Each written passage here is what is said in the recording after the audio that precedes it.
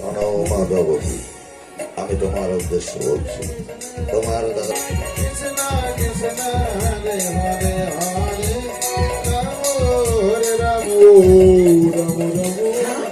কে কে জানে কে জানে কে জানি আমাকে ঘুমের ঘরে বলে গেল। আমি আমি যেন স্বয়ং দেখতে পেলাম, কানে শুনতে পেলাম। এই যেন স্বয়ং প্রভু এসে আমাকে কানে কানে বলে গেল, আমার আমার এই অষ্টম গর্ভে নাকি সন্তান রূপে জন্মগ্রহণ করবে। অস্বামী কে রে যাবো কিনা?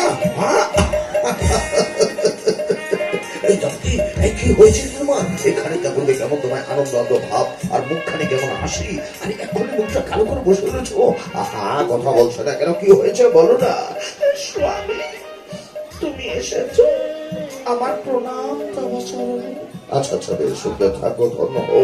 এই ওঠো বলো দিদি, এই খানিকটা বলবে কেমন তোমার আনন্দ ভাব, আর মুখখানি কেমন হাসি, আর এক্ষুনি মুখটা কালো করে বসে রয়েছো।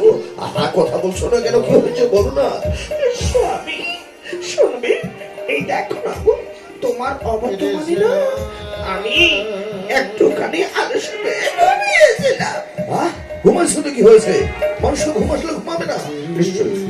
নিশ্চয় তোমাকে এ পরিবারে কেউ বকা দিয়েছে, তাই না? দেবো কি একবার বলো, আমার সতী সাবিত্রী সহধর্মী দেবো কি কে এ পরিবারে বকা দিয়েছে? আমি তাকে উচিত সাজা দেব। ও স্বামী, আগে শুনবে তো আমার কথা, কিছু একটা করবি। আচ্ছা ঠিক আছে, বলো কেন তোমার মনটা খারাপ? এই দেখো না গো, তোমার অবর্তমানে যখনই আমি একটুখানি আলসেমে ঘুমিয়েছিলাম, জানো স্বামী, তখনই ঘুমের ঘরে আমি যেন স্বয়ং দেখতে পেলাম। জানো স্বামী, কানে শুনতে পেলাম। আরে কি শুনতে পেলে বলবো তো? জানো, এ যেন স্বয়ং প্রভু এসে আমাকে কানে কানে বলে গেল, আমার এই অষ্টম গর্ভে নাকি সন্তান রূপে জন্মগ্রহণ করবে।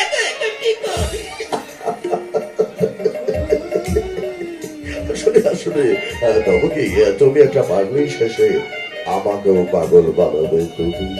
ও স্বামী, তুমি আমার বিষয়টা একটু সিরিয়াসলি ভাবছো না কেন? আরে ভাবো এই কি ভাবো। দেখো তো তুমি, মানুষ ঘুমে বলে স্বপ্ন দেখবে, এটা চিরতাই নিয়ম। তাই বলে তোমার মতো এইভাবে কেউ বিচলিত হয়ে পড়েছে নাকি? স্বামী গো, আমার মন বলছি এ স্বপ্ন সে স্বপ্ন নয়। দেখো তো তোমার স্বপ্ন কথা।